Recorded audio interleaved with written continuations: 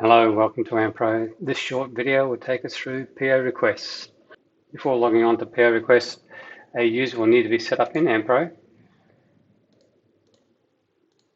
Once that user has been set up, you allow permissions to log on to purchase order request simply by checking this box here under properties. We can then go up into Tools Control Center Permissions, find the contact that we're working with, scroll down to the module that you're giving permissions to, and ensure you select Add. This will allow them to add purchase requests, and also that can show purchase order requests importable. Once that's done, you save, and then the user will be able to log in.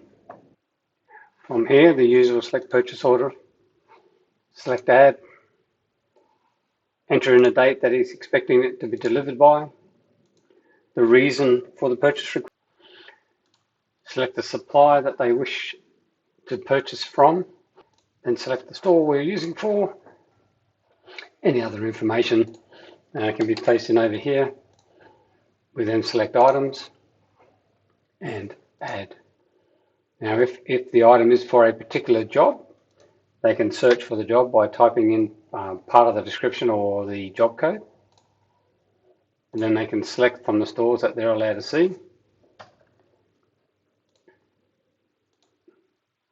And then how many they want and any other information that's required.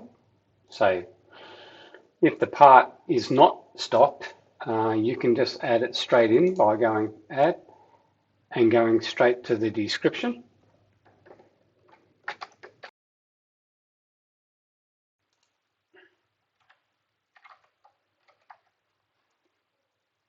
And any other information that you require, and save that. Once he's finished, you go save. If we do a quick refresh, you'll see that the purchase order request is there and then awaiting unauthorized.